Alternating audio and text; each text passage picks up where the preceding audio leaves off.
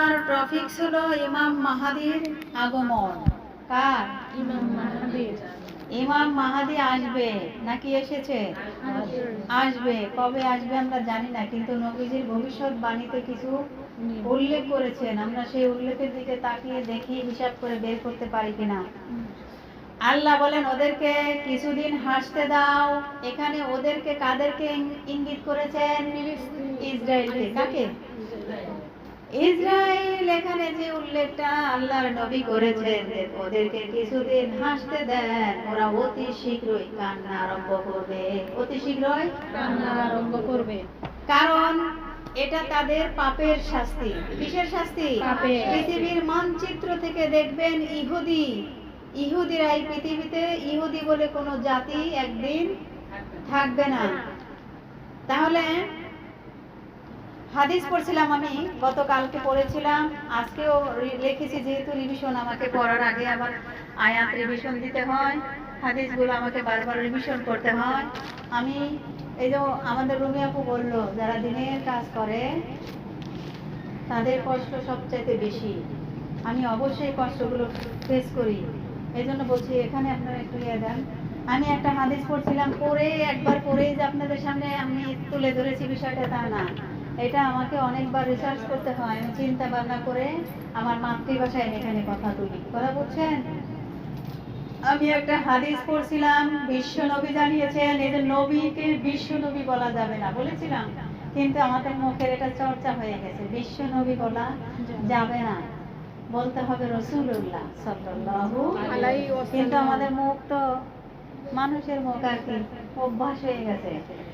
আমি একটা হাদিস পড়ছিলাম, রাসূলুল্লাহ সাল্লাল্লাহু আলাইহি সাল্লাম জানিয়েছেন এই যে ফালাস্তিন, আমরা বলি ফিলিস্তিন, নবীজি বলেছেন ফালাস্তিন। কি বলেছেন? ফালাস্তিন। ফালাস্তিন। ফালাস্তিন শব্দটা, ফালাস্তিন যখন যুদ্ধ শেষ হয়ে যাবে, যে এই যে যুদ্ধ চলছে, যখন যুদ্ধ শেষ হয়ে যাবে তার 9 বছরের ভিতরে এই পৃথিবী শাসন করবে ইমাম মাহাদি আলাইহি ওয়াসাল্লাম। তার মানে আপনি মাথায় একটু চিন্তার খোরাকি নিয়ে থাকবেন, ফালাস্তিনের যুদ্ধ যদি শেষ হয়ে যায়, ওই দিন থেকে 9 বছরের মধ্যে ইমাম মাহাদি আসবে। আপনি একটু চিন্তা করিয়েন। শুধু ছোলা মুড়ি ভাজা নিয়ে ব্যস্ত থাকবেন না, আপনি কোরআন হাদিস নিয়ে গবেষণা করিয়েন। আমি এই হাদিসটা বিশ্বের দিকে তাকিয়ে আমি এই হাদিস যেটা চিন্তা করেছি, আমি দেখার পরে আমার মনে হচ্ছে ইমাম মাহাদি আসার সময় হয়ে গেছে। আমি মনে মনে একটা হিসাব করেছি, 2.5 বছর আছে। কয় বছর আমি জানি না, আই ডোন্ট নো, এটা আমার হিসাব, আমার হিসাব তার সঠিক হবে না, কিন্তু যুদ্ধ চলতেই আছে। এ কেমন যুদ্ধ শুরু হয়েছে, হিসাব অনুযায়ী এখানে যুদ্ধ চলবে কত বছর? কত বছর চলার কথা? 84 বছর না 100 বছর? হিসাব করে দেখেছি যুদ্ধ অলরেডি যেই কয়েক বছর গিয়েছে, আর বাকি আছে 2.5 বছর। কয় বছর বাকি আছে? কয় বছর? 2.5 বছর বাকি আছে। এই যুদ্ধ শেষ হবে আর 2.5 বছর পর। কয় বছর? 2.5 বছর পর শেষ হলে আপনার ইমাম মাহাদির যুগ শুরু হবে। আর এই যুগে কি হবে জানেন? আমি আরেকটা হাদিস পড়েছি, সেটাও বলবো, দেখে দেখে বলি। তাহলে অনেকে এখন এই জন্য বিশ্বের মুসলমানের দিকে তাকিয়ে দেখতে পাচ্ছি, এখন অনেকে ছোটখাটো বিষয় সবগুলো ভুলে এখন বাংলাদেশের দিকে তাকান, সবাই এক কাতারে চলে আসতেছে। এই যে কয়েকদিন আগে মিছিল, ঠিক কিনা? শুধু কয়েকজন ঘুমটাওয়ালা হুজুর আসে না, আর কিন্তু সবাই মোটামুটি এক হয়ে গেছে, বুঝছে না? জি। বাংলাদেশে প্রায় ইসলামী দল আছে 26টা, মাথায় রাখবেন। এখন সব ওই ছোটখাটো, এই যে কার টুপি লম্বা, কার টুপি 8 কলি 10 কলি, সব এখন বাদ দিয়ে এখন সবাই এক হয়ে যাচ্ছে। কারণ ইসলাম নিয়ে যারা গবেষণা করে তারা জানে ইমাম মাহাদি কবে আসবে। এই জন্য বন্ডামি ছাত্রামি যে যতদিন করার করেছে, এখন সবাই এক হয়ে যাচ্ছে। অতএব মানবতার দাবিতে এখন বাংলাদেশ এখন এক হয়ে গিয়েছে। যাদের ঈমান নেই আর যাদের মানবতা নেই তারা বাদ। আপনি বলেন যাদের ঈমান নেই আর মানবতা নেই তারা কিন্তু এখনো এই এক হচ্ছে না। ওদের ঈমানই নাই, ওদের মানবতা বলতে কোনো জিনিস নাই। কিন্তু বাকি সব দেখেন, এখন ঢাকার বুকে একটা মিছিল এক হয়ে গিয়েছিল, যারা ঈমানের দাবিতে, মানবতার দাবিতে সব আজ নয় যে 13 তারিখে সম্ভবত এক হয়েছিল। যুদ্ধ শেষ হলেই যেহেতু ইমাম মাহাদির শাসন, আল্লাহ আমাদেরকে, বিশেষ করে আমাকে দেখার এই যে কালিমার পতাকা সারা বিশ্বের পৃথিবীর ময়দানে না শুধু বাংলাদেশেও কালিমার পতাকা উড়বে, আল্লাহ আমাদেরকে দেখার তৌফিক দান করুন। অতএব যে যাই করুক না কেন, যারা ইসলাম নিয়ে চিন্তা ভাবনা করে ওই মানুষগুলো জানে কখন কি হওয়ার সম্ভাবনা আছে। এই জন্য বলছি, আপনি মাথায় রাখেন 2.5 বছর আর যুদ্ধ চলবে। কয় বছর? কবেন যে আপনি এত বড় কথা বললে মানায় নেব, কত বড় বড় হুজুর আছে তারা বলে না। আপনি যান তাদের কাছে, জিজ্ঞাসা করেন, তারাও বলবে, ঠিক না? অতএব 2.5 বছরের মতো যুদ্ধ চলবে, এরপরে ইমাম মাহাদির যুগ। আর যাদের মানবতা নেই তারা বাদ হয়ে গিয়েছে। এই জন্য আমরা এমন একটা সময় এখন কথা বলছি, মন মেজাজ কোনোটাই কিন্তু আমাদের কারোই ভালো নেই। কারণ মোবাইল খুললেই শিশু আর নারীদেরকে অত্যাচার করছে। ভালো লাগে আমাদের? ভালো লাগছে না। এই জন্য রব্বুল আলামিন বলেছেন কোরআনুল কারীমে সূরা মাইদার 82 নম্বর আয়াতে আল্লাহ পাক বলেছেন, লা তাজিদান্না আশাদ্দান নাসি আদাওয়াতান লিল্লাযীনা আমানুল ইয়াহুদা ওয়াল্লাযীনা আশরাকু ওয়া লা তাজিদান্না আকরাবাহুম মাওয়াদ্দাতান লিল্লাযীনা আমানু আল্লাযীনা ক্বালু ইন্না নাসারা যালিকা বিআন্না মিনহুম কিসিসিনা ওয়া রুহবানান ওয়া আন্নাহুম লা ইয়াস্তাকবিরুন। আল্লাহু আকবার। যারা ঈমান এনেছে তাদের প্রতি মানুষের মধ্যে ইহুদি ও মুশরিকদের শত্রুতার ব্যাপারে আপনি অবশ্যই বেশি কঠোর পাবেন। আর যারা বলে আমরা খ্রিস্টান, তাদেরকে আপনি যারা ঈমান এনেছে তাদের জন্য বন্ধুত্বের ব্যাপারে অধিক নিকটবর্তী দেখতে পাবেন। এটা এই কারণে যে তাদের মধ্যে অনেক ইবাদতকারী, আলেম ও পণ্ডিত সংসার বিরাগী আছে এবং তারা অহংকারও করে না। আমি থেকে বলবো, তার আগে হাদিস ফিরে যাচ্ছি। এখানে বলা হয়েছে ইহুদি এবং খ্রিস্টানদের মধ্যে দুইটা দল আছে। কয়টা দল? দুইটা দল আছে। ভালো করে মনোযোগ দেন। একটা আছে অর্থোডক্স। কি দল? এই আলোচনা আপনারা বুঝবেন। অর্থোডক্স যাদেরকে বলা হয়, তারা পণ্ডিত মানে আলেম। তারা কি আলেম? তারা কোরআন পড়ে। খ্রিস্টান একটা দল আছে, তারা কোরআন পড়ে, তারা আমাদের নবীকে মানে। আর একটা আছে খ্রিস্টান, ওরা যেমন আমেরিকা, ডোনাল্ড ট্রাম্প। আমেরিকাটা কি? ও খ্রিস্টান। আর রাশিয়ায় একজন আছে ভ্লাদিমির পুতিন, না? ভ্লাদিমির পুতিন, কি নাম বললা? এরা কিন্তু অর্থোডক্স। এরা কি অর্থোডক্স খ্রিস্টানরা ভালো। কিন্তু যে ট্রাম্প যেটা, ও খ্রিস্টান, ও কিন্তু ইসরায়েলকে সহযোগিতা করে মুসলিমদেরকে নিধন করতেছে। কথা বুঝতে পারছেন? এগুলো বোঝার জন্য মাথায় একটু জ্ঞান বুদ্ধি রাখতে হবে। আমি এটা বিষয় ভাঙিয়ে সুন্দর করে খুলে বলবো, তার আগে হাদিসে ফিরে যাচ্ছি। বিশ্ব নবী নরমের নরম ছিলেন, গরমের গরম ছিলেন। যারা এখানে উপস্থিত হয়েছেন মনোযোগ দেন, একজনও যদি মনোযোগ দেন, এই মাহফিল কিন্তু সাকসেস। নবীজি নরমের নরম ছিলেন, গরমের গরম ছিলেন। ইসলামের মনোযোগ দেন। ইসলাম কায়েম হওয়ার আগে নবীজি এক ধরনের ছিলেন, ইসলাম কায়েম হয়েছে তখন নবীজি এক ধরনের। একটু মনোযোগ দেন। শুধু ইসলাম কায়েম হতে দেরি, যে লোকগুলো ইসলাম কায়েম হওয়ার আগে নামাজ পড়তো না। কি করতো না? নামাজ পড়তো না। নবীজি বলতো কিন্তু কেয়ার করতো না। নবীজি বলছে ইসলাম কায়েম হতে দেরি হয়েছে। যেই লোকগুলো সালাত পড়তো না, নামাজ পড়তো না, নবীজি বলেছে সাহাবায়ে কেরামকে বলতেন আগুন জ্বালাও, আগুন জ্বালাও। আর যারা নামাজ পড়ে না আগুনের মধ্যে তাদেরকে ফেলে দাও। যাদেরকে ফেলে দিতে বলছে ওরা মনে করতেছে যে এই মুহাম্মদ কি সেই মুহাম্মদ?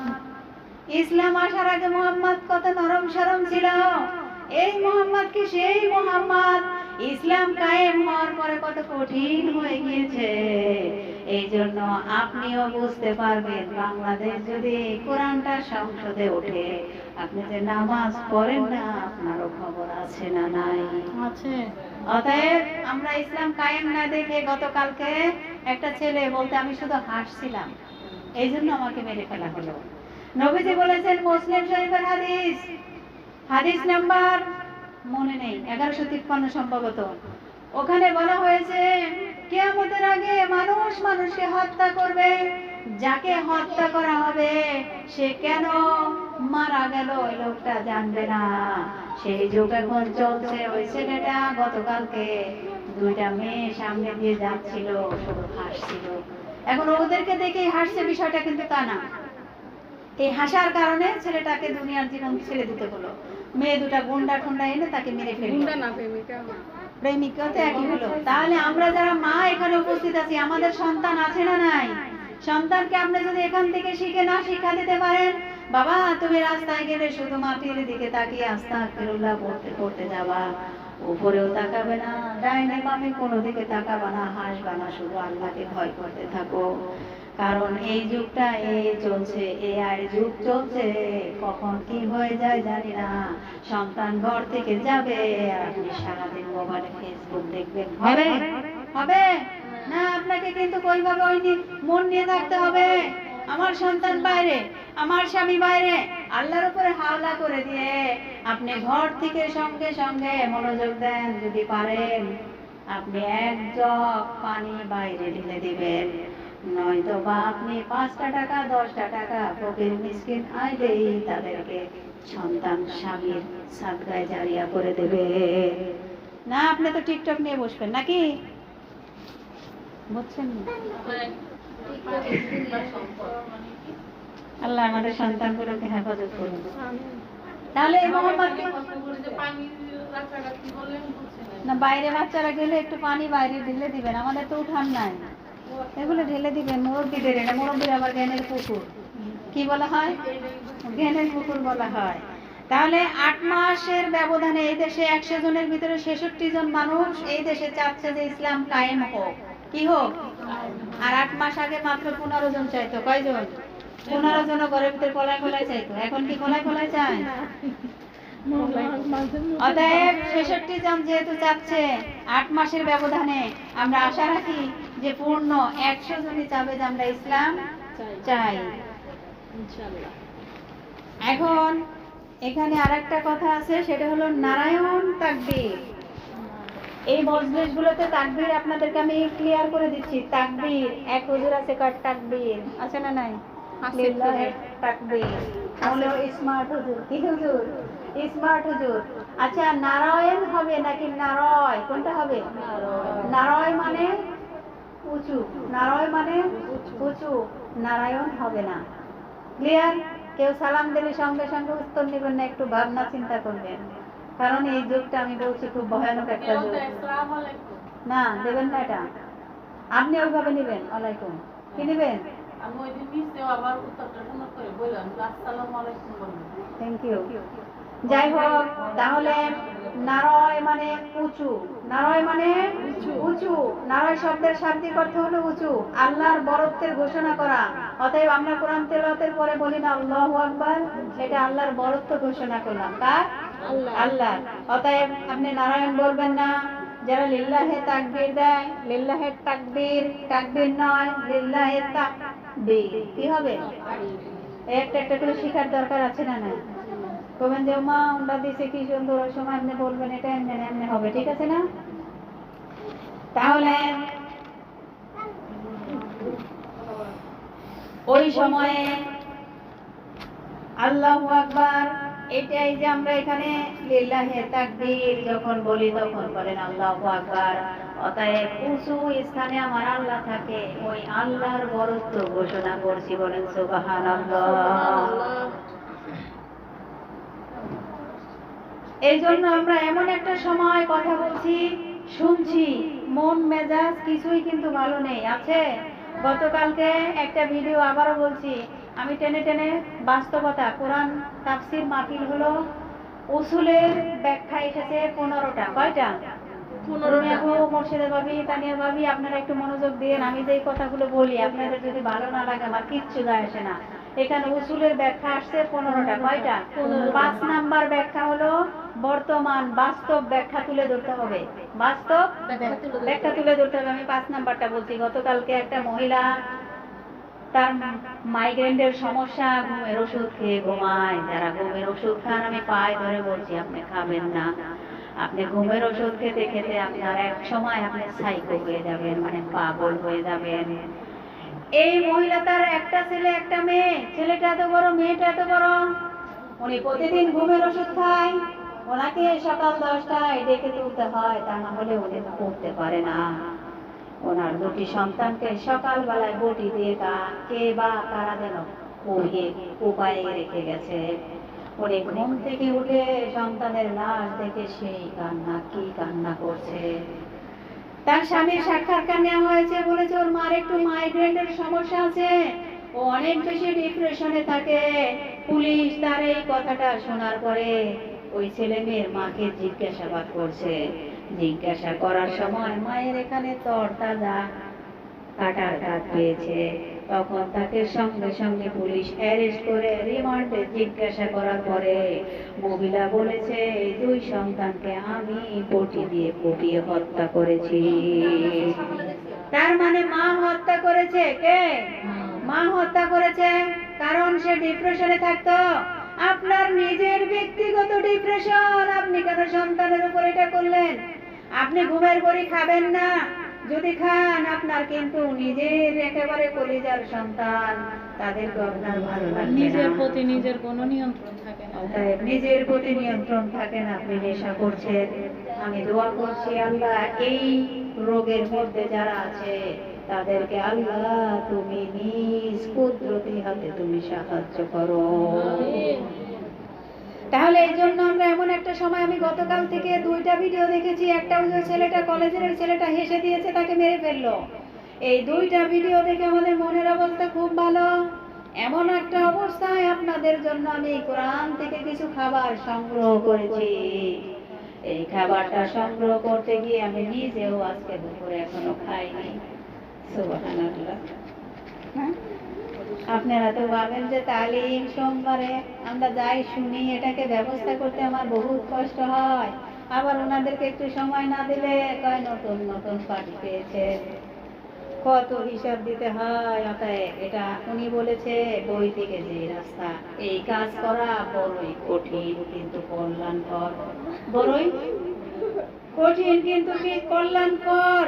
তাফসীরের আকারে আমি কথা বলবো, যদিও সময় মেজাজ ভালো নেই, আমি তাফসীর আকারে কথা বলবো। কোরআনুল কারীমের দিকে তাকিয়ে আমরা যেটা দেখতে পাচ্ছি, এই কোরআন আল্লাহ পাক দিয়েছে হেদায়েত পাওয়ার জন্য।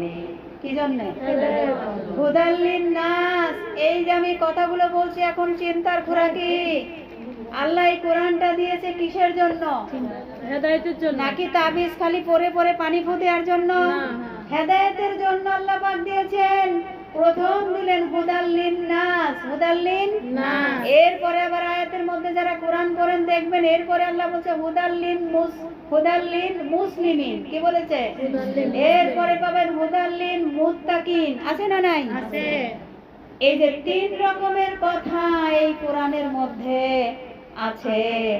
আমি আয়াতগুলো পড়ার পরে চিন্তা করলাম, আল্লাহ সূরা নিসার 82 নাম্বার আয়াতে আল্লাহ পাক জানিয়েছেন একই কোরআনে 3 রকমের কথা। এটা কি মেনে নেওয়া যায়? কথা বলেন না কেন? মানা যায়? বুঝলেন নাই? এই জন্য বলে কিছু হুজুর হুজুর আপনি হুজুর না, রেকর্ড হচ্ছে যেহেতু আমি প্রথম দিকেই কথাগুলো বলছি। আমি ও জেনেছি আপনি আমার চ্যানেলের সন্ধান নিয়েছেন। ভাই আপনাকে বলছি, আপনি একজন পুরুষ মানুষ, আপনাকে নেতা করে আল্লাহ পাঠিয়েছে। আপনি নেতৃত্ব দিবেন জমিনে, ঘরে নয়। ঘরের মধ্যে মহিলারা নামাজ পড়লো কিনা, কিভাবে পড়বে, কিভাবে থাকবে, সেই নেতৃত্ব দিবেন। আপনি আমার কেন নেতৃত্ব দিচ্ছেন এই AIGP চ্যাটের যুগে? ভাই আপনার কাছে আমার প্রশ্ন, আমি কি নিয়ে ব্যস্ত থাকবো, আপনি আমাকে উত্তর দেবেন, ঠিক না? এই যুগে আমি কি নিয়ে ব্যস্ত থাকবো, আপনি উত্তর দিবেন। আপনি বস্তা বস্তা সার্টিফিকেট অর্জন করছেন, সামান্য রহিমার পিছনে লেগে আছেন কেন, আমার বুঝে আসে না। আপনি আপনার এই সার্টিফিকেটের যদি দাম দিতে চান, আপনি জমিনে গিয়ে ইসলাম প্রচার করুন। আমার সাথে আপনার একমত আছেন? যারা সার্টিফিকেট অর্জন করে আমার মতো মানুষের পিছনে লাগছেন, আপনাকে বলছি, আপনার সার্টিফিকেট যদি কাজে লাগাতে চান, আপনাকে আল্লাহ জমিনে পাঠাইছে, আপনি জমিনে দখল করেন। ভাই আপনি আমার পিছনে লাগবেন না। আমি এখন বোঝাতে চাইছিলাম যে আল্লাহ এই কোরআনের মধ্যে 3 রকমের কথা বললেন কেন? কারণ আছে না নাই? আছে। কি কারণ আপনাদেরকে বুঝিয়ে বলছি এবার। আর যিনি আমার পিছনে লেগেছেন অনেক বড় সার্টিফিকেট, আপনিও আমার মনে হয় এটা বোঝাতে পারবেন না। আমি বোঝাচ্ছি, আপনি শিখুন। কোরআনুল কারীমে সূরা নিসায় আল্লাহ পাক বলেছেন, আফালা ইয়াতাদাব্বারুনাল কুরআনা ওয়ালাউ কানা মিন ইনদি গায়রিল্লাহি লাওয়াজাদু ফিহি ইখতিলাফান কাসীরা। আল্লাহু আকবার। তবে কি তারা কোরআন সম্বন্ধে চিন্তা ভাবনা করে না? যদি আল্লাহ ছাড়া অন্য কারো তরফ থেকে এই কোরআন হতো, তবে তারা এতে অনেক বৈফত্য পেত, মানে হয়তো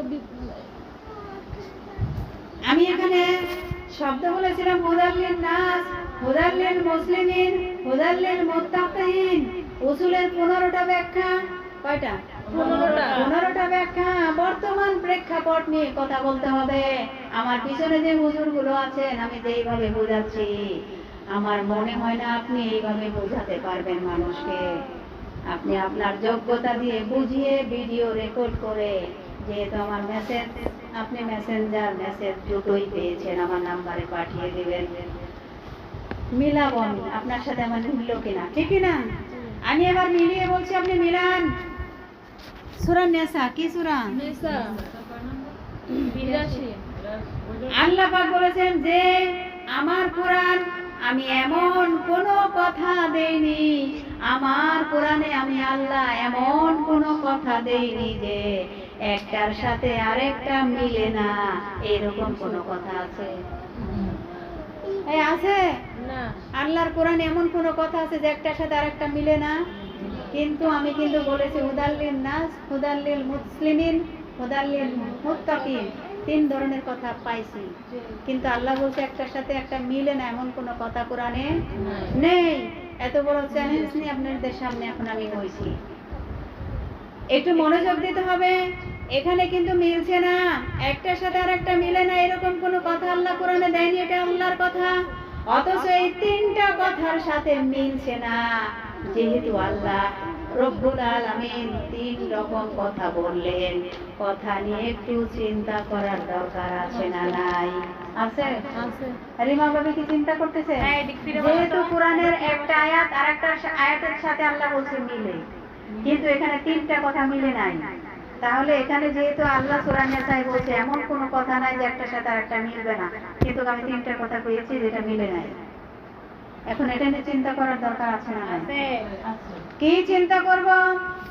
আল্লাহর কথা কোনোদিন বৈপরীত্য নেই, কোনো বিপরীত পাবেন না। একটার সাথে আর একটা মিলে না এমন কথা কোরআনে নেই, কোরআনে নেই। এখন আমরা যে দেখতে পেলাম যে আছে, এই যে 3টা বললাম আছে, এখন সমাধান কি? প্রথম শব্দটার ব্যাখ্যা আগে আমি বলছি, এবার মনোযোগ দিন। হুদাল্লিন নাস, এটার ব্যাখ্যা দিচ্ছি। একটার সাথে একটা মিলে না, কোরআনের সাথে আরেকটা মিলে না এমন কোনো কথা আসলেই নেই, আসলেই নেই। নেই। হুদাল লিন্নাস দিয়ে আল্লাহ পাক জানাতে চেয়েছেন এই কোরআন আল্লাহ এমন এমন ক্ষমতা দিয়ে পাঠিয়েছেন যা তামাম পৃথিবীর তামাম দুনিয়ার মানুষকে হেদায়েত দিতে পারে। আপনি কি বুঝেছেন আমার কথা? হেদায়েত দেয় না কেন?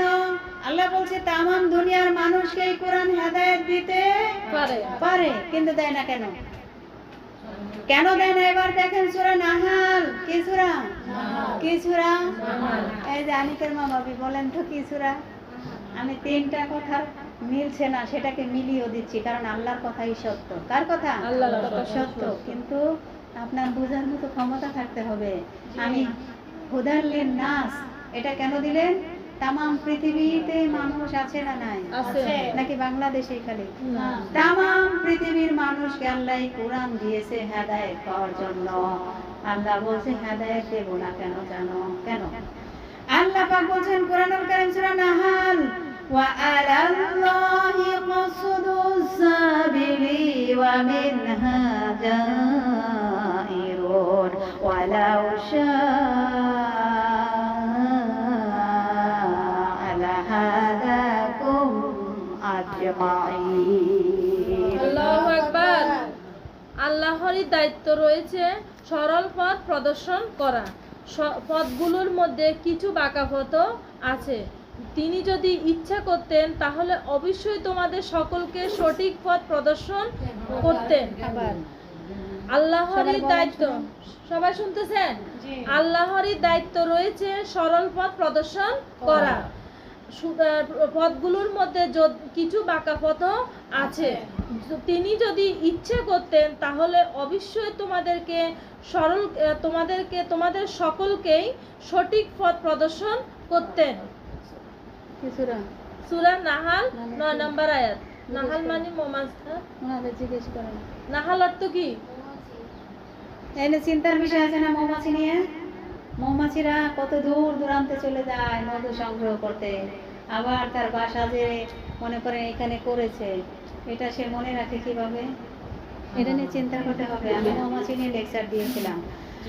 আল্লাহ পাক বলেছেন পৃথিবীতে বহু বাঁকা বাঁকা পথ তৈরি করা আছে।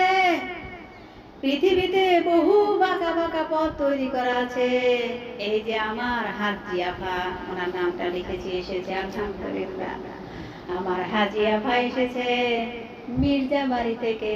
উনি কি একবারই সোজা এসেছে নাকি বাঁকা? কথা বলেন। পৃথিবীতে বাঁকা বাঁকা রাস্তা আছে, হাজার হাজার বহু রাস্তা আছে বাঁকা। আল্লাহ পাক বলেছেন এই যে আমার হাজি আফা এসেছে সোজা আসেনি, বাঁকা এসেছে। এই পথের কথা আল্লাহ বলে নাই। মানুষের তৈরি করা বিভিন্ন আইন কানুন, মানুষের তৈরি করা বিভিন্ন আইন কানুন দুনিয়ায় বানানো আছে। কি আছে? বানানো আছে। লেনিন বানিয়েছে, কার্ল মার্কস বানিয়েছে। কয়েকদিন আগে একটা মিছিল হলো, এটা কে বানাইছে?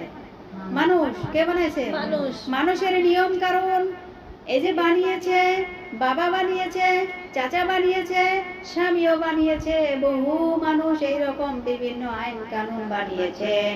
আল্লাহ বলেন সবগুলো বাঁকা পথ। কি পথ? বাঁকা পথ।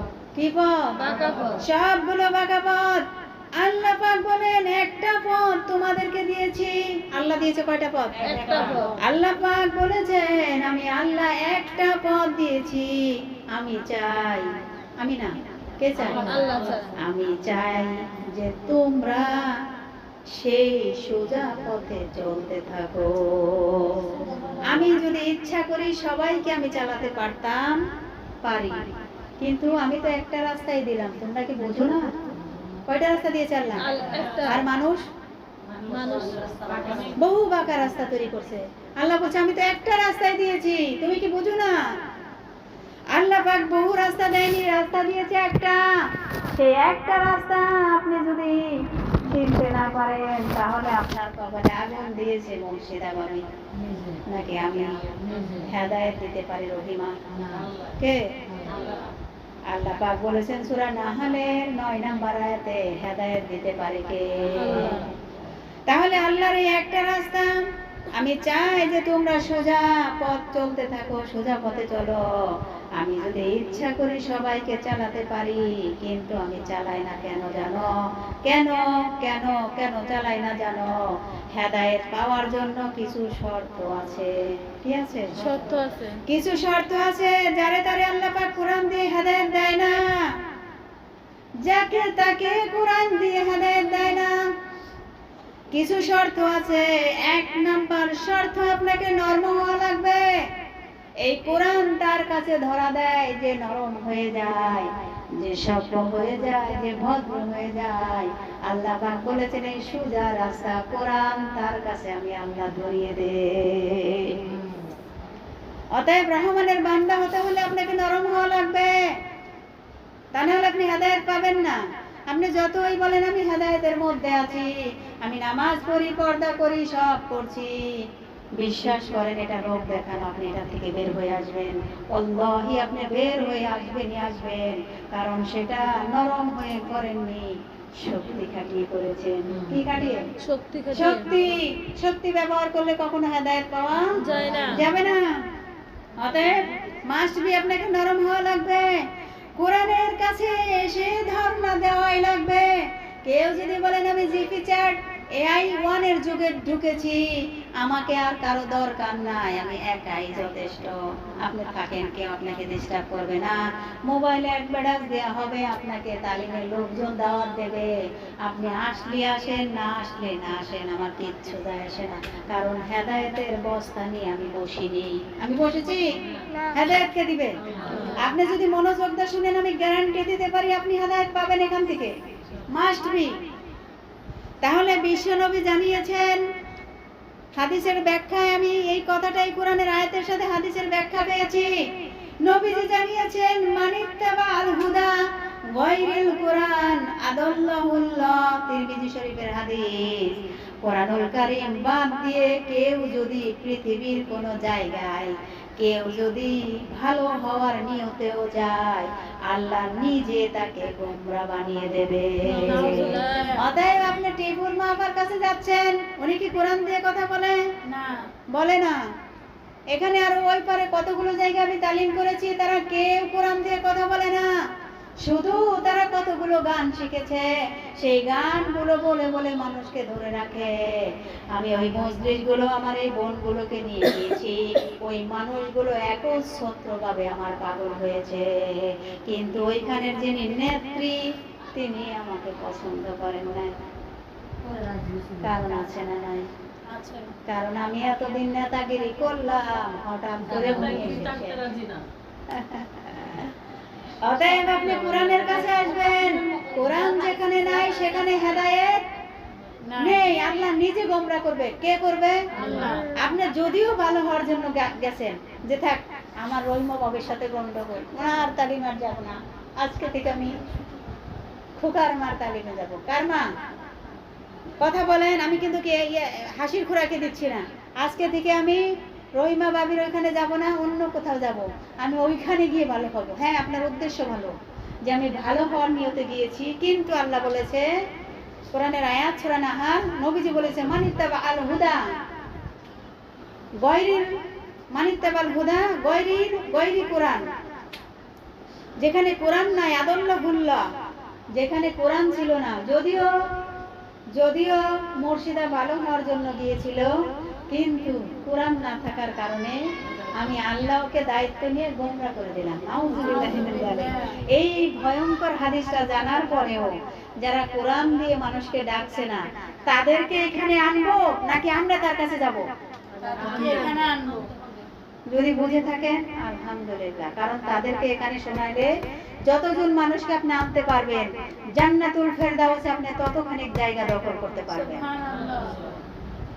আমার বোনেরা, তাহলে এখানে আমি বলতেছিলাম নবীজির হাদিস, কোরআনুল কারীম বাদ দিয়ে কেউ যদি হেদায়েতের নিয়তে যায়, সে গোমরা করে দিবে, আল্লাহ গোমরা বানিয়ে দেবে। হাদিসের শব্দের দিকে খেয়াল করেন। এবার শব্দ একটু খেয়াল করেন শব্দের দিকে। নবীজি যদি দল্লা শব্দ দিতেন তাও একটা অর্থ হতো, কিন্তু এটা সুলাসি মুজাররতের কায়দা থেকে এসেছে। সুলাসি মুজাররতের কায়দা বাংলা অর্থ আসতো আপনি নিজেই নিজেকে খারাপ বানিয়ে ফেলেছেন। যদি দল্লা দিত, দল্লা যে শব্দটা যদি থাকতো তাহলে আমি নিজেকে নিজে খারাপ বানাইছি। কিন্তু আদল্লা দিয়েছেন, নবীজির শব্দে আদল্লা লাগানো আছে। শব্দটা যখন আসবে আদল্লা বাবে ইফাল থেকে এসেছে। কিসে থেকে? বাবে ইফাল থেকে এসেছে। এর বাংলা অর্থ দাঁড়াবে আপনি হয়তো ভালো হওয়ার নিয়তে রুমিয়াপুর ভাষায় গিয়েছিলেন, কিন্তু কোরআন সেখানে ছিল না। আল্লাহ নিজ দায়িত্বে আপনাকে গোমরা করে দিয়েছে। এ বুঝেন না? না কেউ কথা কি বুঝছেন? রাশেদা আপা বুঝছেন?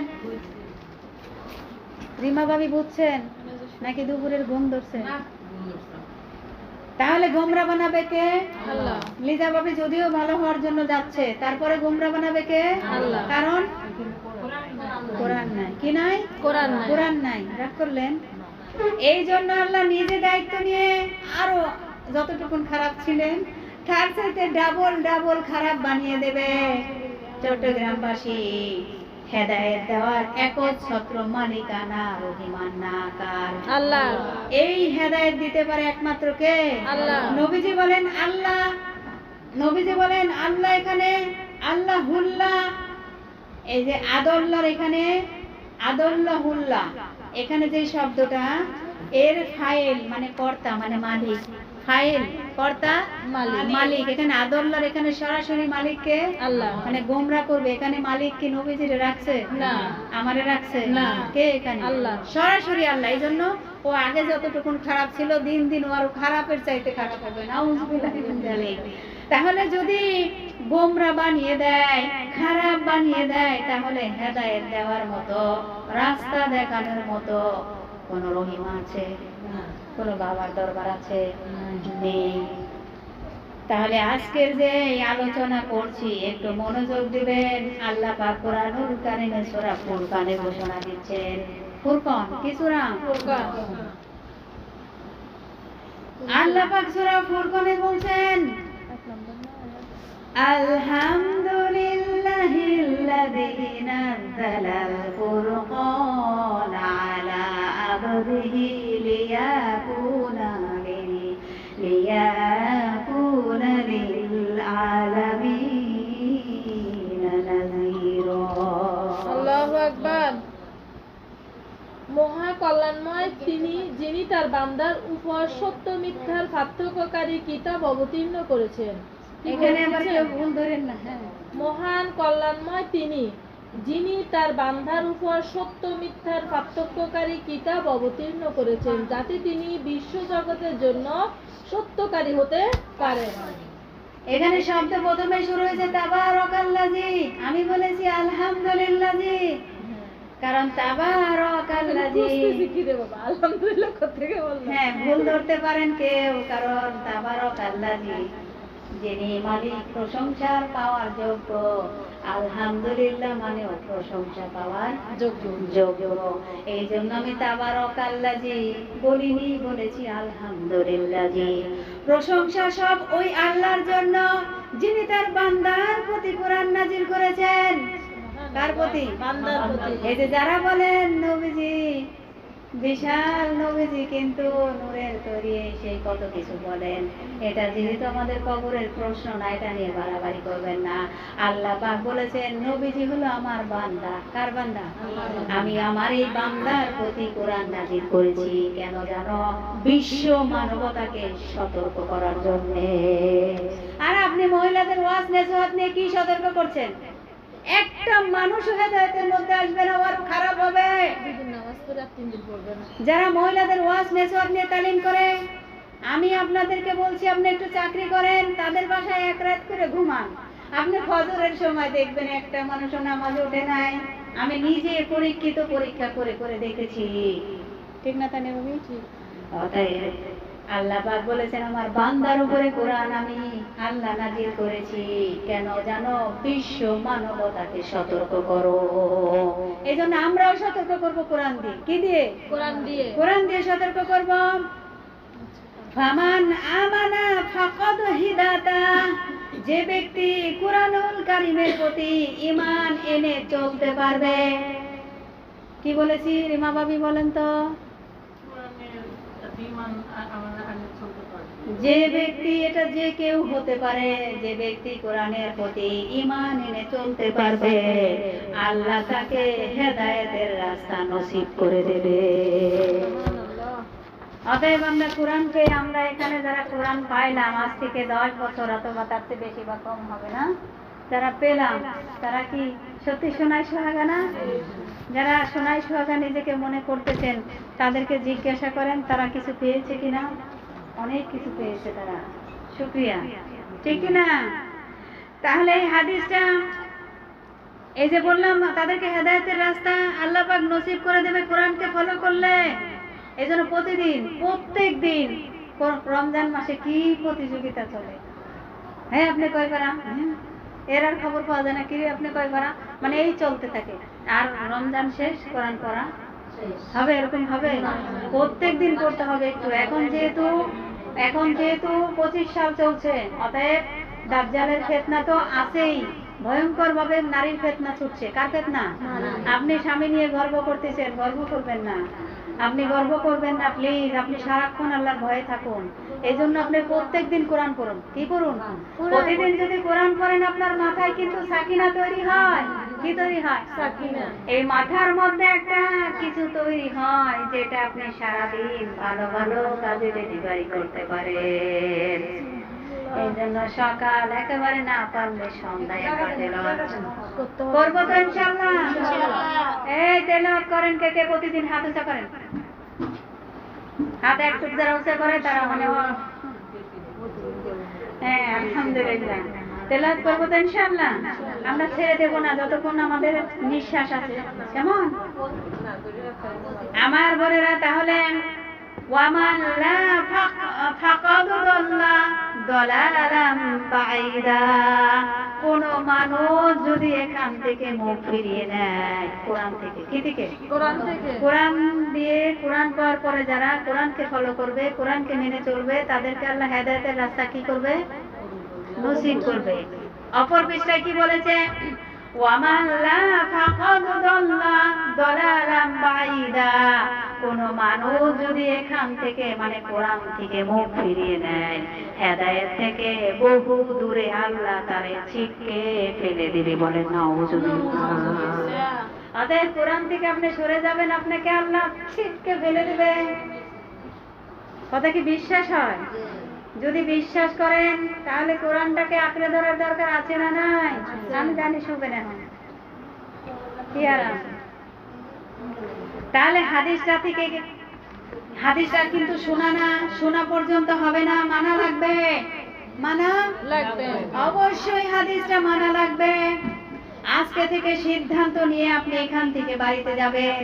এই যে ঈসানগরের মানুষদেরকে আল্লাহর নবী বললেন যেখানে কোরআন নেই ওখানে যদি কেউ ভালো হওয়ার নিয়তেও যায় আল্লাহ তাকে খারাপ বানিয়ে দেয়। সুতরাং এই বাংলাদেশে হাজারের উপরে এখন পীরের দরবার, যেই দরবারে কোরআন নেই ওই দরবারে ওই কর্মসূচি আমি মানুষ হিসেবে ওই দরবারে যাব না। যেমন আমাদের ফরিদপুরে আছে আটরশি, কি আছে নাম শুনছেন? আটরশি আমার একটা মানত করেছিল, যদিও আমি এগুলো মানি না, আমার অন্তর পেটে থাকাকালীন একটা মানত করেছিল আমার বোন। বাবুটা হওয়ার পরে বোন বলতেছে তুই যাবি না মানতের ওখানে, যাবি না? আমি যাবানি আর কি, যাবানি। এভাবে ভাড়া এই পর্যন্ত আসি, কারণ আমি যাইনি। কারণ ওখানে একটা জিনিস হয়, সেটা হলো ঢোকার সময়, মাজারের মধ্যে ঢোকার সময় এমনি ঢুকতে হয়, এমনি আবার বেরোতে হয় কি চলফিলি করে এমনি। এটা কি শিরক নয়? তাহলে ওখানে আপনি কি শিখতে যাবেন? কি আছে ওখানে? অতএব 48,000-এর বেশি ফির। কত?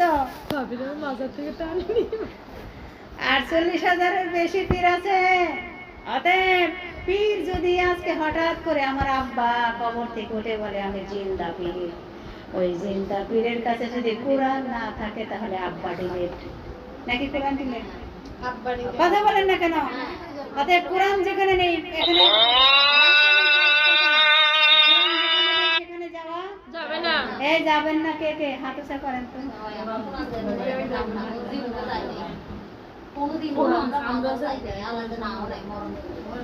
আলহামদুলিল্লাহ। তাহলে আমরা অবশ্যই এই যে শিরগুলো প্রকাশ্যে আপনি যতই শিরক, এই দরবারগুলোতে শিরক আছে, কি আছে? জিকিরের নামে লাফালাফি করে, আছে না নাই?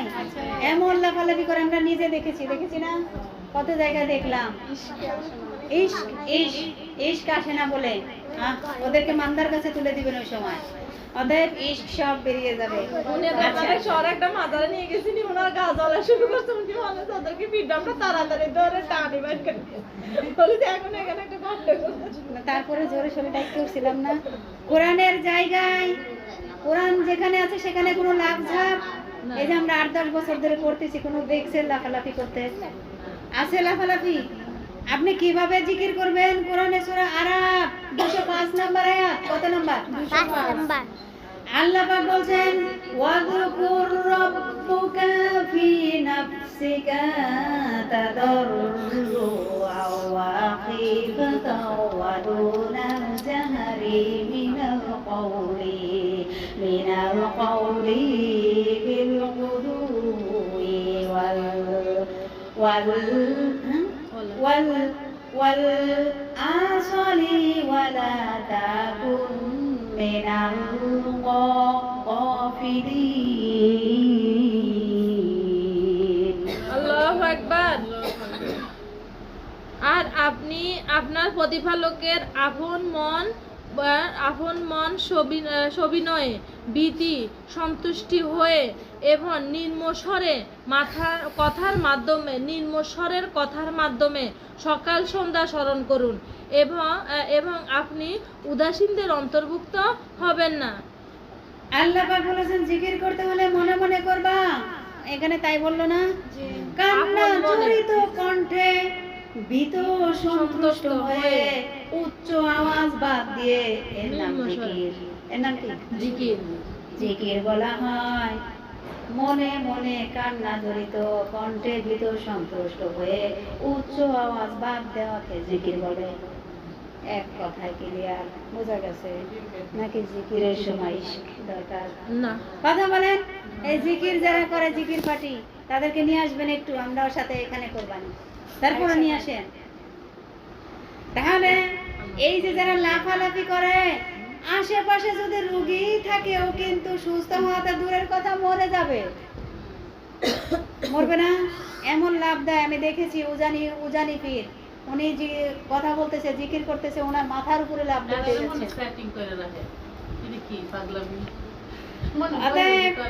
যেভাবে ধাক্কা দেওয়া হয়, আবার অনেকে কলব পরিষ্কার করে এমন ধাক্কা দেয়, এগুলো সব কিন্তু ভণ্ডামি। কোরআনে যা মিলে না ওগুলো যে কেউ করবে, ও শিরক করলো। কি করলো? শিরক। উল্টা দেন তো। কোরআনে যেটা নাই সেটা কি করা যাবে? জিকির করতে বলছে, কিভাবে? সকাল এবং সন্ধ্যা, এখানে কি 2 বেলার নাম বলছে? কি বলছে? বুঝেন নাই? সকাল থেকে সন্ধ্যা, সন্ধ্যা থেকে সকাল। এটা হলো মানে কোরআনের যে কথাগুলো প্রজ্ঞাপূর্ণ কথা, বুঝতে হয় নাকি বলেন? তাহলে এই চট্টগ্রাম বিভাগে এগুলো আবার বেশি। আমি ওইবারে গিয়েছিলাম, যে আমানত শাহর মাজার, বদনাশার মাজার, জুতার মাজার, জাইন্দে বাবার মাজার, কত মাজার এই চট্টগ্রামে। আমি ঘুরতে অরাম হয়ে গিয়েছি, দেখিনি। অতএব এগুলো সব ভণ্ড। এগুলো কি? তাহলে বাংলাদেশে এই যে রাজনীতি নিয়ে কথা বলতেছি আমি, যদিও বলেছি উসুলের 15টি ব্যাখ্যার মধ্যে 5 নাম্বার বাস্তব ব্যাখ্যা করতে হবে। রাজনৈতিক কর্মসূচিতে এই যে যারা বিএনপি করে, যারা আওয়ামী লীগ করে, যারা জামাত করে, এই দলের ভিতরে যদি কোরআন না থাকে দল করা যাবে? যাবে না। যেই দলে কোরআন আছে আমরা ওই দলে ভোট দিব, ঠিক কিনা?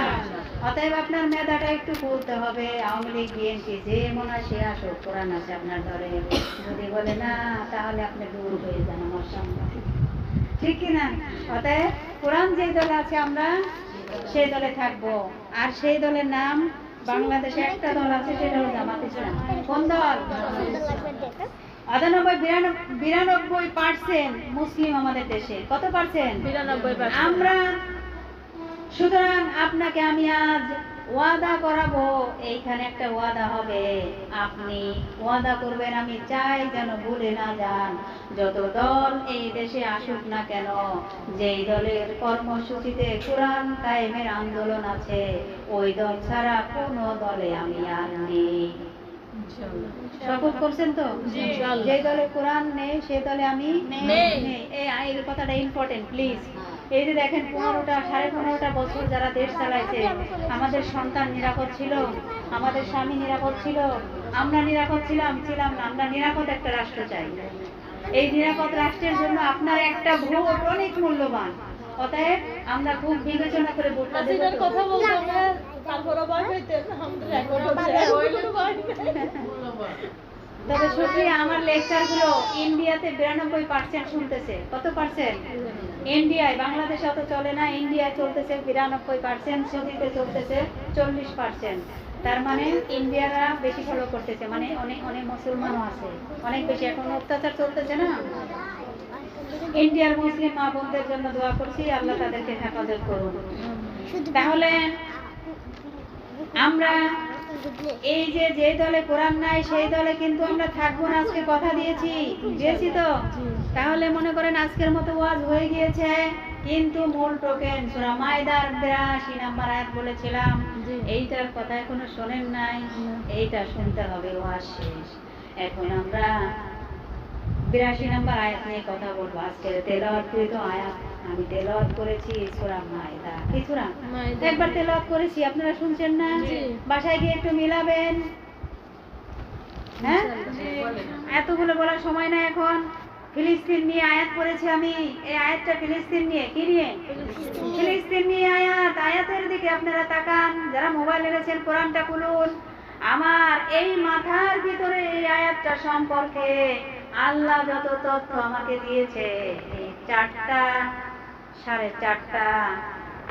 মানে আমরা 4:30 পর্যন্ত কথা বলবো, এটাই তো ঘোষণা দিয়েছি, ঠিক না? 2টা থেকে আসর পর্যন্ত এই সময় আয়াত নিয়ে কথা বললে শেষ হবে না। আমার মরণ পর্যন্ত বলতে থাকলে শেষ হবে না। অতএব আল্লাহ এই আয়াতের মধ্যে এত কথা লুকিয়ে রেখেছে।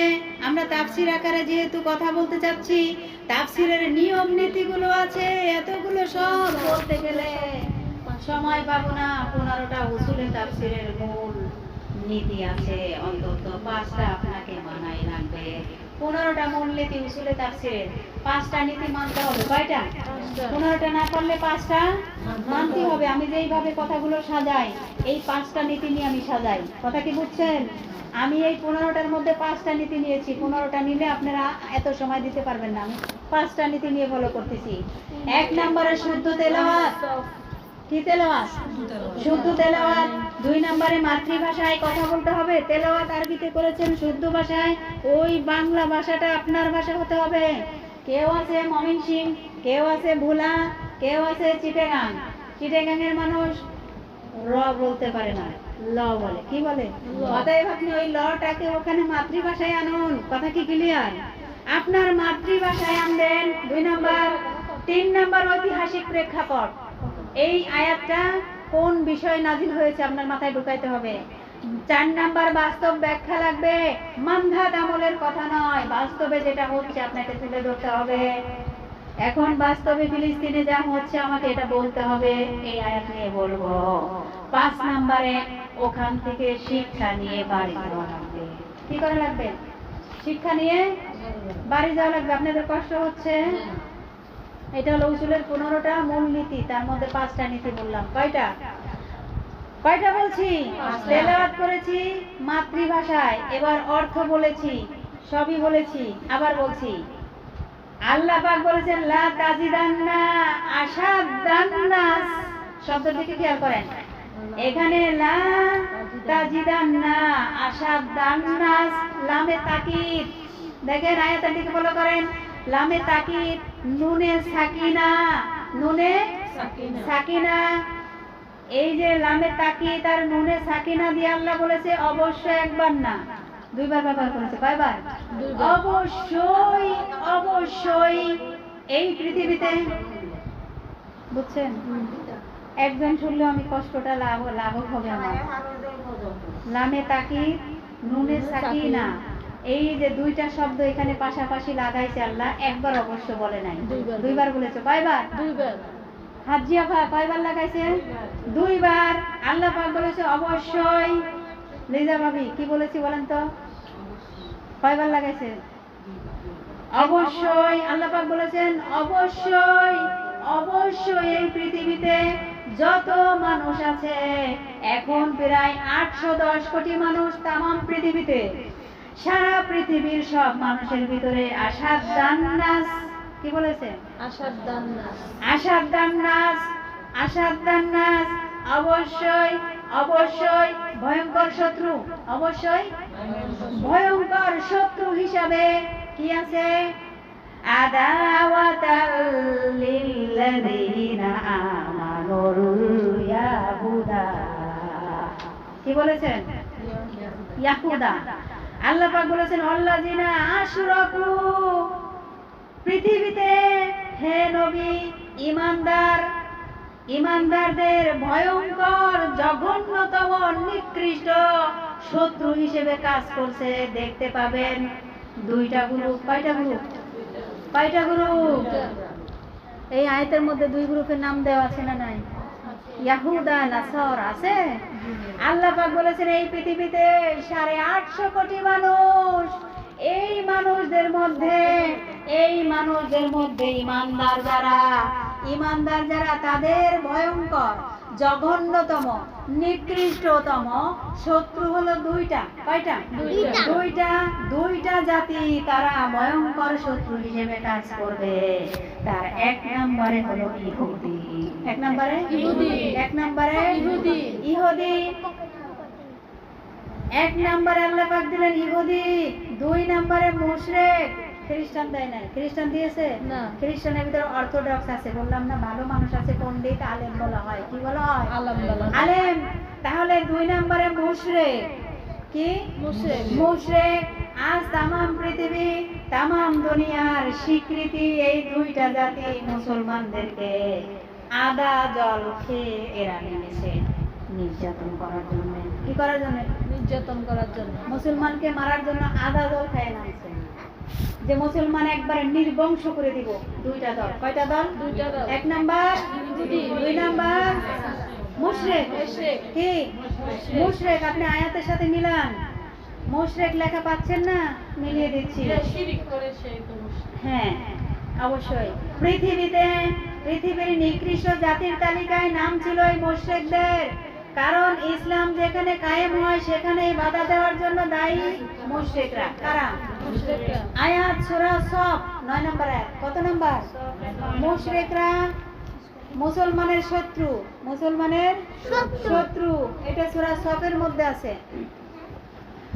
আল্লাহ রাব্বুল আলামিন বলেন ওয়াল্লাযী আরসালা রাসূলাহু বিল হুদা ওয়া দীনিল হাক্কি লিইয়ুযহিরাহু আলা দীনি কুল্লিহি ওয়ালাউ কারিহাল মুশরিকুন। আল্লাহু আকবার। তিনি তার রাসূলকে হেদায়েত ও দ্বীন সহ সত্য দ্বীন সহ প্রেরণ করেছেন। আল্লাহ তাআলা কি করছেন? তিনি তার রাসূলকে হেদায়েত ও সত্য দ্বীন সহ প্রেরণ করেছেন, যাতে তিনি সকল দ্বীনের উপর তা বিজয়ী করে দেন, যদিও মুশরিকরা তা অপছন্দ করে। এখানে মুশরিকদের কথা হচ্ছে। মুশরিক কি শুধু হিন্দু? না, বুঝতে হবে কোরআনের কথা। রব্বুল আলামিন বলেন তিনি সেই আল্লাহ যিনি তার রাসূলকে তিনি হক দিয়ে সত্যের বিধান দিয়ে পাঠিয়েছেন।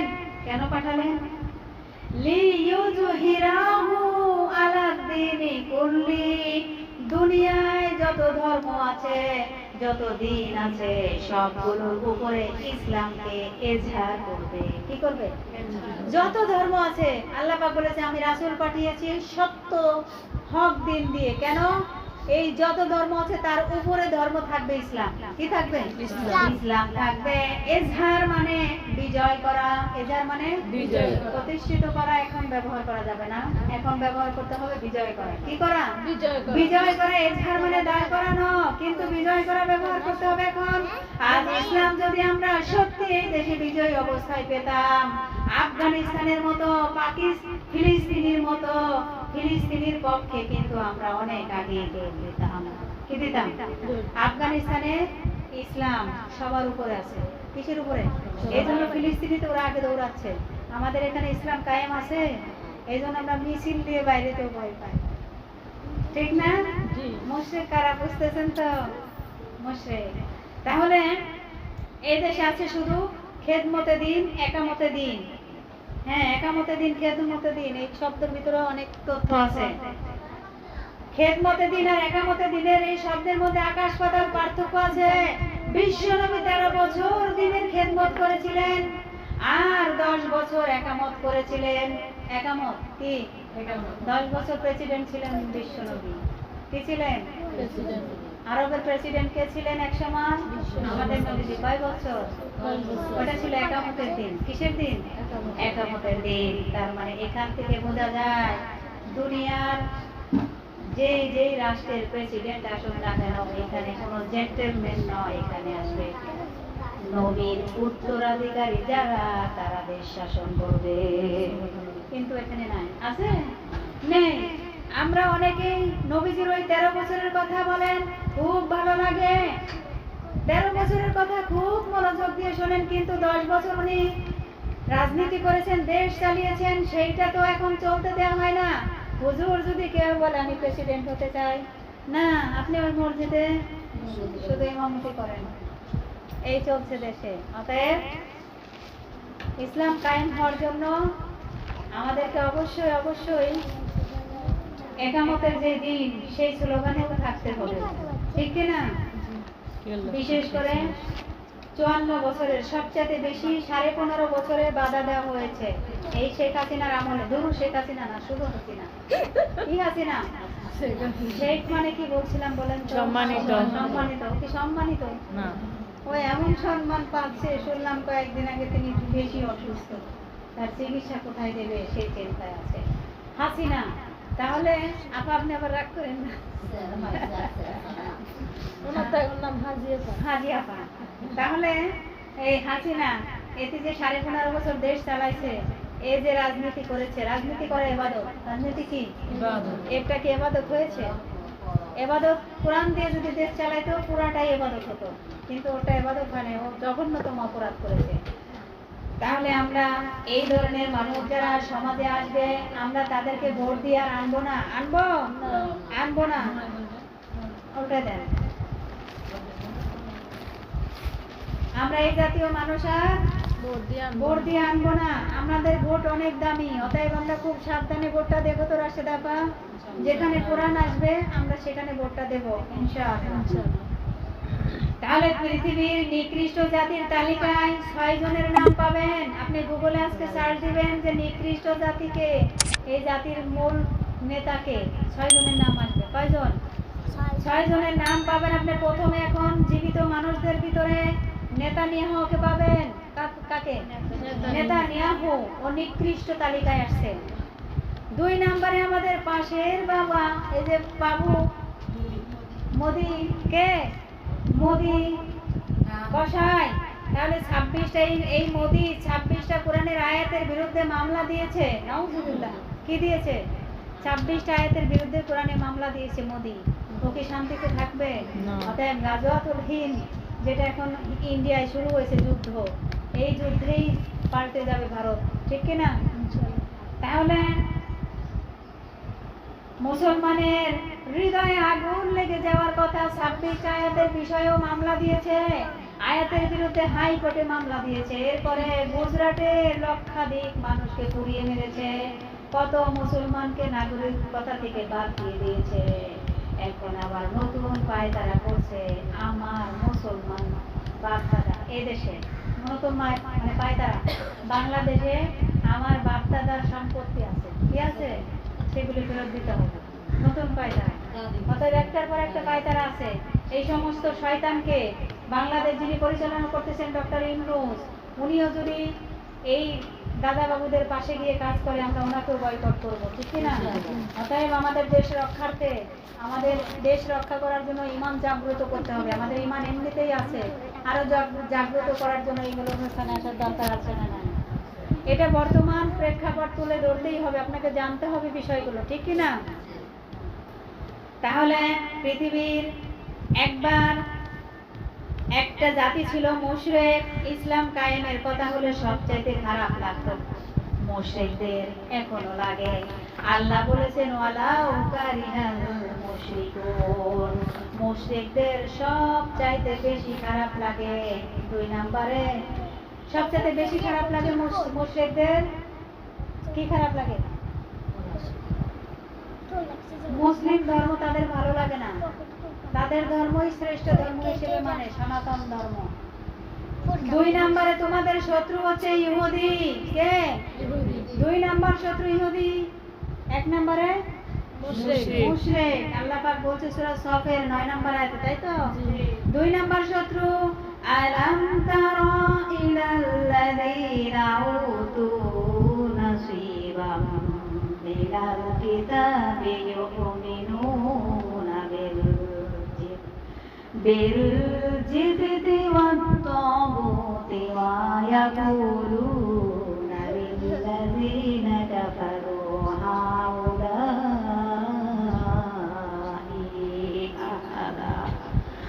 আহাদা মিনাল্লাযীনা আমানু সাবিলা। আল্লাহু আকবার। আপনি কি তাদেরকে দেখেননি যাদেরকে দেওয়া হয়েছিল কিতাবের এক অংশ?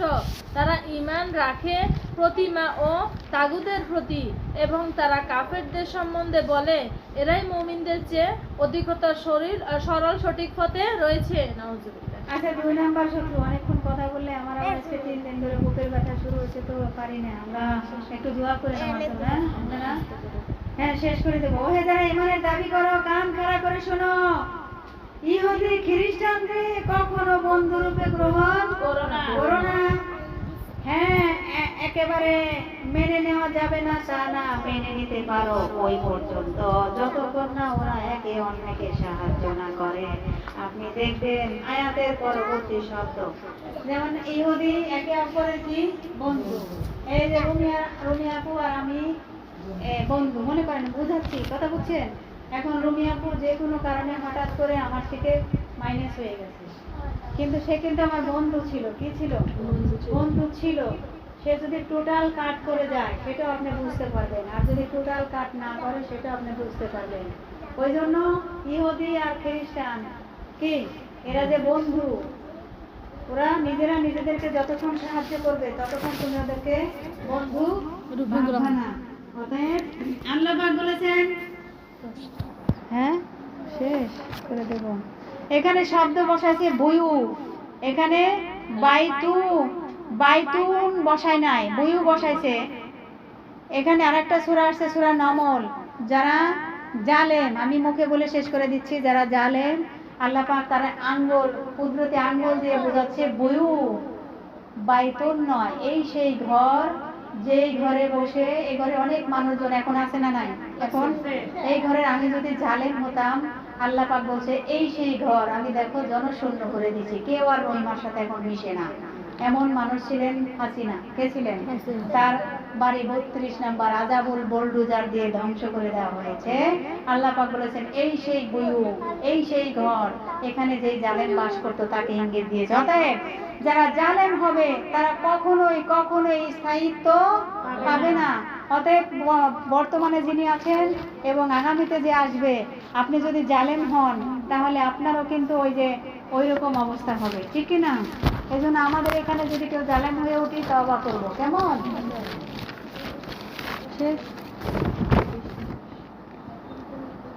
সূরা নমল এইটাই বললাম এতক্ষণ পরে। অতএব জালেম হওয়া যাবে না।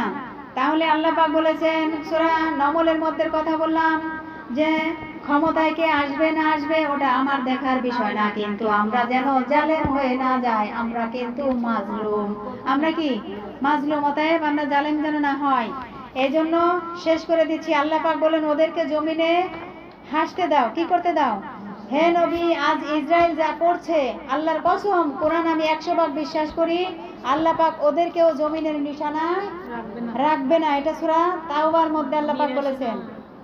কি সূরা? সূরা তাওবার 82 নম্বর আয়াত দিয়ে শেষ করে দিচ্ছি। ফাল ইয়াদহাকু কলিলান ওয়াল ইয়াবকু কাসীরান জাযাআন বিমা কানু ইয়াকসিবুন। আল্লাহু আকবার। সুতরাং তারা সামান্য হেসে নিক এবং পরকালে তারা অনেক প্রচুর কাঁদবে, এটা তাদের কৃতকর্মের ফলস্বরূপ। আল্লাহ পাক বলেন ওদেরকে কিছুদিন হাসতে দেন। ও নবী, ওরা হাসুকো। কারা? জালেমরা। আমরা এখন জালেম দেখতে পাচ্ছি ইসরায়েলে। কোথায়? আল্লাহ পাক বলছে ওদেরকে একটু হাসতে দেন, ওরা অতি শীঘ্রই কান্না আরম্ভ করবে, কারণ এটা তাদের পাপের শাস্তি। পৃথিবীর মানচিত্র থেকে দেখবেন ইহুদিরা এই পৃথিবীতে ইহুদি বলে আর কোনো জাতি থাকবে না।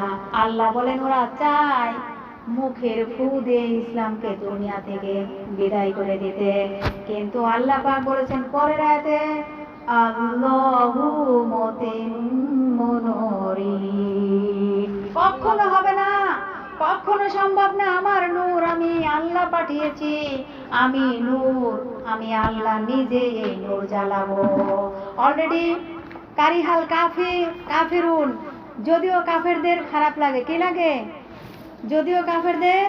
সম্মানিত মা বোনেরা, আপনাদেরকে আরেকটা আমি কথা বলে দিচ্ছি, আমি বারবার অনেক তালিমে বলি, অনেক আলোচনায় বলি, পৃথিবীতে জান্নাতের 8টি দরজা খুলে দেওয়া হয়েছে নারীদের জন্য। কাদের জন্য? নারীদের জন্য। এই সুযোগ সুবিধা পুরুষের জন্য নাই। অতএব আপনি আমাদের নারীদের জন্য 8টা দরজা খোলা। কি কাজ করলে? 5 ওয়াক্ত নামাজ নির্ধারিত সময় পড়তে হবে। কি সময়? নির্ধারিত সময়ে অন্তত ফরজ নামাজ পড়তেই হবে। যদি নফল সুন্নত না পারেন, ফরজটা 2025 সাল খুব ভয়ঙ্কর একটা সাল পড়েছে, ভয়ঙ্কর একটা সময়। অতএব এই সময় আপনাকে বলছি 8টা দরজা খোলা আছে এখনো, আপনি সঠিক সময় নামাজ পড়বেন। এবং নফল সুন্নত যদি না পড়তে পারেন, আমি আবার বলতেছি, আবার এটা নিয়ে ফ্যাট ধরে, তাই না? যে আপা বলছে নফল সুন্নত পড়া লাগবে না, আমি তা বলি নেই। হ্যাঁ, অতএব অনেকে তো চিন্তা করে আমার সুন্নত পড়তে হবে যেন ফরজটাও ছাড়ি দেন। হ্যাঁ, আমি এটাই বোঝাচ্ছি। অতএব নির্ধারিত সময়ে যে কয়দিন আপনি এই যে রোজা রাখতে হবে, রোজার মাস আসলে নির্ধারিত সময় রোজা রাখবেন। যে কয়দিন অপবিত্র থাকেন, কি থাকেন? অপবিত্র। এখানে সরল লেখেন তো, কিরা লিখে দিবে। অপবিত্র থাকেন, রোজা রেখে দিবেন। এই যে অপবিত্র অবস্থায় যে কটা ভাঙ্গুনি পড়ে, ওই কটা আপনি 11 মাস ভরে করবেন। কয় মাস? 11 মাস ভরে করবেন। যে কটা ভাঙটি পড়ছে, এই যে আমরা এখন টানতেছি, ঠিক কিনা? অতএব 11 মাস ভরে আপনি রোজা রাখবেন। স্বামী যাদের আছে জায়েজ কথাগুলো মেনে নেবেন, খুশি রাখবেন, না জায়েজ কথা মানা। কেউ যদি বলেন আমার স্বামী আমারে বলেছে ওর সাথে কথা বলা যাবে না, এটা কি জায়েজ হইলো? মানুষের সাথে সুন্দর ব্যবহার করতে হবে। কথা কি বুঝে গেছেন? একজন আরেকজনের সাথে কথা বলেন না। আমি গত সপ্তাহে বলেছিলাম, আমি এখানে কাউকে ইন্ডিকেট করে বলছি না। আপনি নামাজ পড়তে পারেন, হজ করতে পারেন, পর্দা করতে পারেন, সব ঠিক আছে, কিন্তু মানুষের মনে আঘাত দেওয়ার কারণে আপনি জান্নাতে জায়গা পাবেন না। মানুষকে নরম দিল হতে হবে, রহম দিল হতে হবে। অতএব সবচাইতে জান্নাতে বেশি যাবে কারা? যাদের আচার ভালো, ব্যবহার ভালো, তারা জান্নাতে বেশি যাবে। অতএব স্বামীর সাথে ভালো ব্যবহার করবেন, তার হক আদায় করবেন, এই জন্য যে আপনার এই ভালো ব্যবহার দিয়ে আপনার জান্নাত তৈরি হবে। এটা শুধু স্ত্রীর জন্য নয়, স্বামীও স্ত্রীর সাথে ভালো ব্যবহার করবে, উত্তম আচরণ করবে। কেন? কারণ এই উত্তম ব্যবহার আচরণ দিয়ে তার জান্নাত তৈরি হবে। এই জন্য জান্নাত যেটাই তৈরি হয় সেটা আমাদের করতে হবে। চোখ বন্ধ হওয়ার পরে স্বামীর মতো, স্ত্রীর মতো। অতএব খুব সাবধান স্বামীর দোহাই দেওয়া যাবে না। আপনি মরেন, স্বামী পরের দিন বিয়ে মরেন করবে। বাদ দেন, রাত্রে ঘুমাইলেও তো যে যার যার মতো ঘুমায়। যার মতো। অতএব চোখ বন্ধ হয়ে গেলে স্বামীর রাস্তায় স্বামী, স্ত্রীর রাস্তায় স্ত্রী। কিন্তু দুনিয়ায় যতদিন সম্পর্ক আছে ঠিক রাখা লাগবে, ভালো ব্যবহার করতে হবে এবং খেদমত দিয়ে হক আদায় করবেন, কারণ এইটা দিয়ে আপনার জান্নাত তৈরি হবে। এটা স্ত্রীকে যেই কথা বললাম, স্বামীর জন্য সেই একই কথা। সিস্টেম অপর পৃষ্ঠা। শেষ আমাদের আলোচনা, মোনাজাত দিব, হালকা নামাজ সময় আছে তো না? 4 নম্বরে যাদের শরীর আছে, কি আছে? শরীর আছে না নাই? এই শরীর আছে আমাদের মাথা থেকে পা পর্যন্ত। কি এই শরীরটা পর্দা করে ঢেকে ফেলতে হবে। কি করতে হবে? পর্দা, মেয়েদের পর্দা, খাস পর্দা হচ্ছে হাত মোজা, পা মোজা, একেবারে সামনে ঘোমটা দিয়ে থাকা। এটা পূজা। এটা কি পূজা না, পর্দা। এটা হলো আজিমাত। কি বলা হয়? আজিমাত। এটা কি? আজিমাত। যারা হাত মোজা, পা মোজা, বড় ঘোমটা দিয়ে ফেলে, এটাকে বলা হয় আজিমাত। আর একটা আছে রুকসাত। কি আছে? রুকসাত। আপনাকে ছাড় দেওয়া আছে, রুকসাতে কিছু ছাড় আছে। সেটা হলো মুখমণ্ডল, হাতের কবজি, পায়ের পাতা খোলা রাখতে পারবেন, কিন্তু আমরা আজিমাতটা নিব। কোনটা নিব? কেন? কারণ ভয়ঙ্কর যুগ এসেছে। এই যুগটার সাথে যুদ্ধ করার জন্য আমাকে বড় ঘুমটা ফেলে দিয়ে আমাকে বেঁধে রাখতে হবে। আমরা রুকসাতের ছাড় নেব না, আমরা আজিমাত নেব ইনশাআল্লাহ। তাহলে আপনাদের কাছে আমার আরেকটা অনুরোধ, প্রতি সপ্তাহে আমার একজন দিনী বোন গর্ভবতী, তার চিকিৎসার জন্য প্রতি সপ্তাহে আমি সবার কাছে কিছু না কিছু সাহায্যের জন্য আবেদন করছি। আমি দান বাক্সটা আজকেও রাখিনি। আপনারা প্রতি সপ্তাহে আমার এখানে কিছু না কিছু দিবেন, এটা আমি চাচ্ছি। তার চিকিৎসার জন্য আমার লাগবে, সময় হাতে অল্প, অতএব আমি একা তো পারবো না। আপনাদের কাছে আমার বিনীত অনুরোধ, আপনারা প্রতি সপ্তাহে আমার এই বোনটার জন্য সাহায্য করবেন ইনশাআল্লাহ। আলহামদুলিল্লাহি রাব্বিল আলামিন, ওয়াসসালাতু ওয়াসসালামু আলা সাইয়্যিদিল কাওনাইন।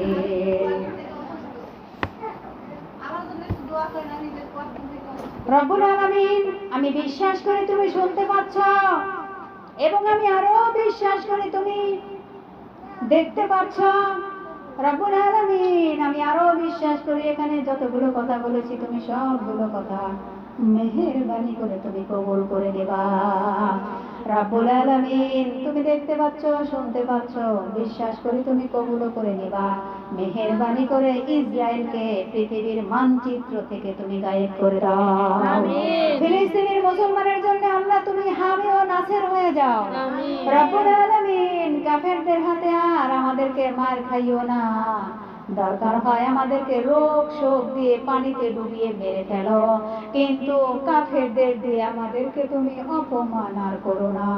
আমিন। এই নিকৃষ্ট জাতি, তোমার অভিশপ্ত জাতি, আমরা প্রতিদিন সূরা ফাতিহায় দলিল শব্দ ব্যবহার করেছি। দলিল এবং দল্লা, এই দুইটা শব্দের ভিতরে আমরা 5 ওয়াক্ত নামাজে গজব দিচ্ছি। আল্লাহ তুমি এই গজব কবুল করে নাও। আমিন। রব্বুল আলামিন, এই অভিশপ্ত জাতিকে পৃথিবীর মানচিত্র থেকে ধ্বংস করে দাও। আমিন। ফিলিস্তিনের মুসলমান সহ, ইন্ডিয়ার মুসলমান সহ তামাম পৃথিবীর মুসলমানদের জন্য আল্লাহ তুমি মেহেরবানি করে সাহায্যকারী হয়ে যাও। আমিন। ওয়াজআলনা মিন লাদুনকা ওয়ালিয়া, ওয়াজআলনা মিন লাদুনকা নাসীরা।